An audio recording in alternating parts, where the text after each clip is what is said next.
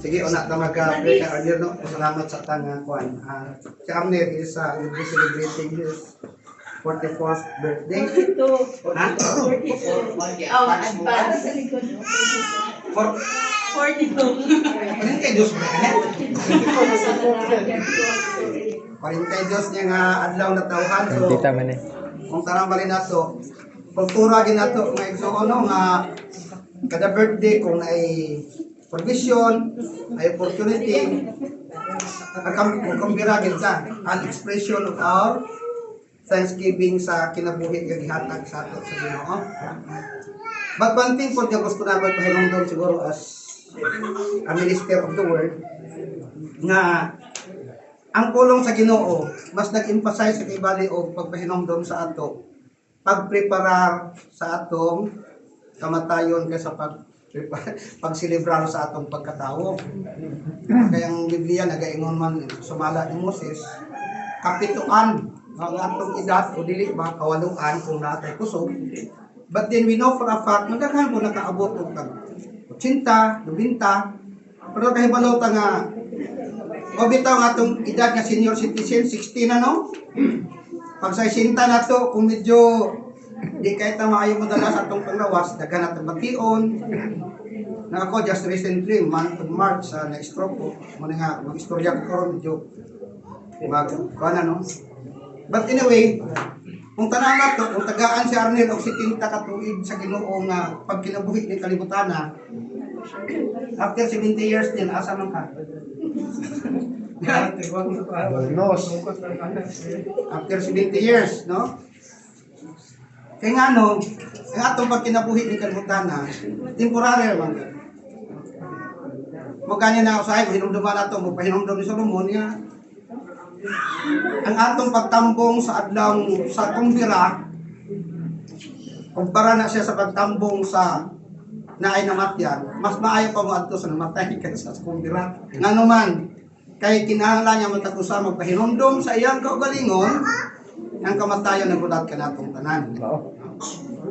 So kung si Tinta lang yung edad, pila na nabili niya? 38? 28, oy. 28 ka lang. Ako kung si Tinta yata ga edad sa Ginoo sa ako, walo na lang katuig. Ambot si Inok, bro, taas-taas di kinakuhin ni Kawan.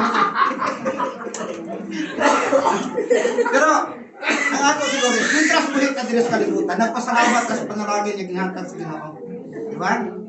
But at the same time, as we express thanks sa Ginoo, it has also give Him due nga respect para sa iya.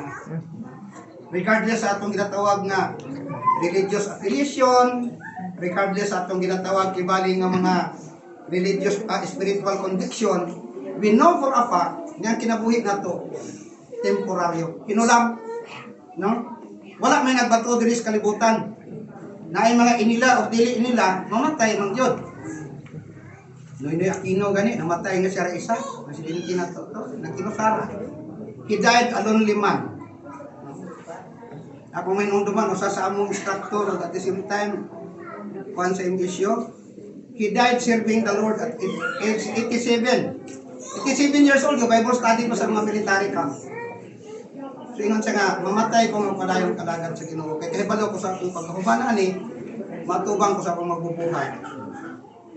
Then he will tell me, good and faithful servant, come in into the kingdom.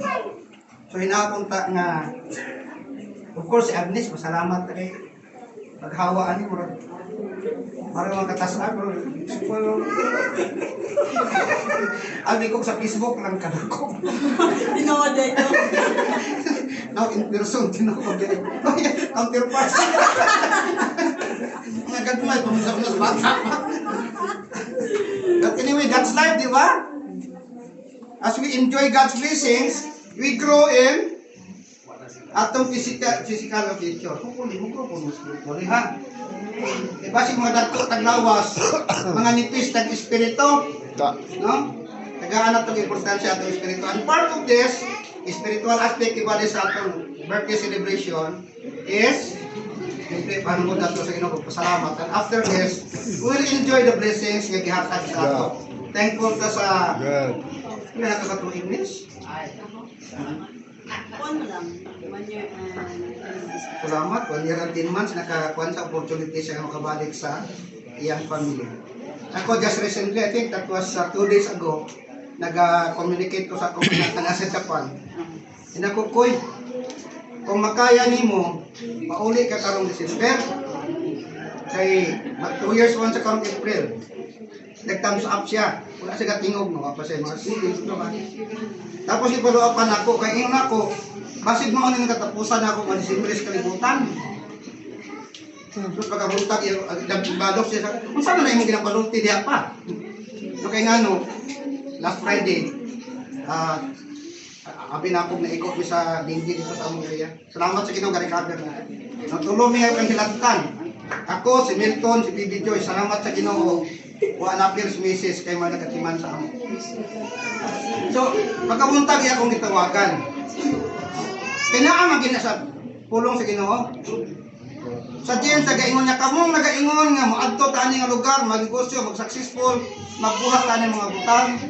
Ingon si James, kaya dili mo magsulti ana, no si Santiago. Kay nga naman, wa ka mo nasayod kung sa'yo mo abot. Da, tuhod gid. Kaya gutom na si Brad. Mag-ampo na ta kay ina ko kung alihon ko niyo karon hayat isang panit. Ay na ko. Tuhod gid. Una na mo siguro communion mga barkada sa gawas, no? Murag si ano? Sakop na ba?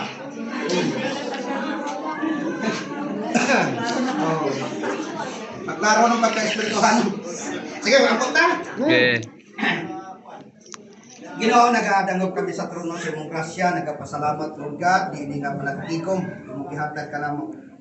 Lord, among pahanungod diha kanimo ang pagdayo ko pasalamat.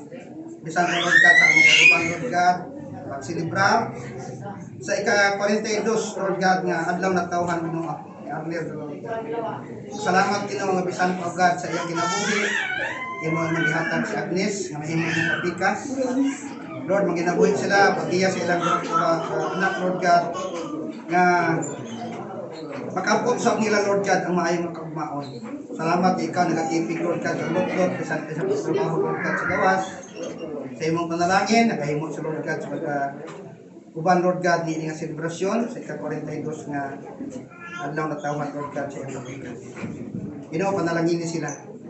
Samahan ako nag-aampo, Diyos, ikaw mag-aabling, sa ilang mga espirituhanong Lord God ng pagsabot.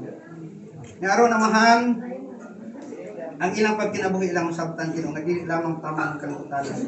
Ang pulong mo nag-ingon nya katong nagatuo nagdangop diha kanimo. Ihatagan mo katungod nga imong napakatawgon ikaw nga among amahan. Salamat sa gasa sa kaluwasan ang ginaagi kang Kristo Jesus imong ipadayag mari kanamo. Amahan ako nag-ampo Lord God.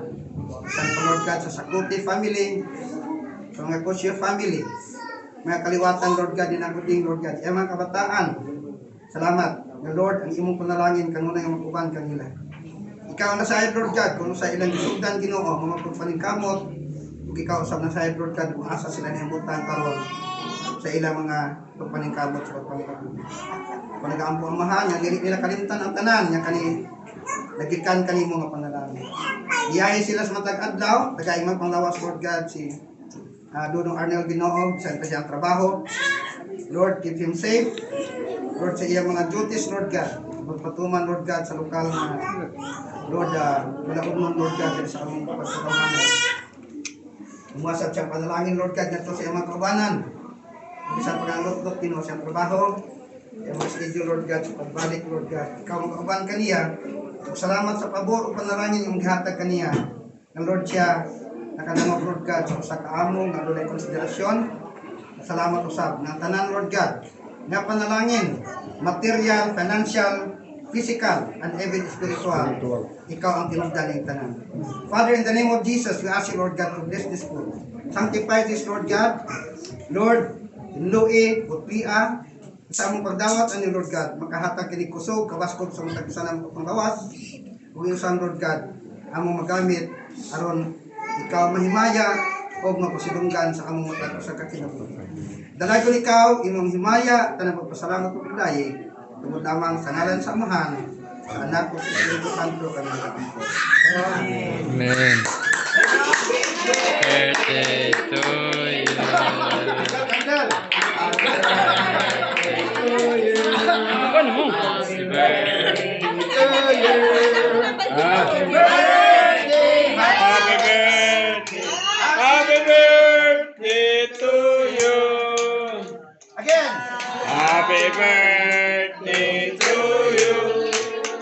Happy birthday to you. Happy birthday. Happy birthday. Happy birthday to you. Asang daw kaliwat ani? Wala pa si... Anong manatuyab lang mo na adre? Asang ebidensya ani nga pag-ayon nila? Wala si Juan. Si Ah, okay. Ay, wala na kauli. Wala man si ano. Oh, niya Marga. Awa. Sige. God bless. Enjoy your food. Yay. Maliga.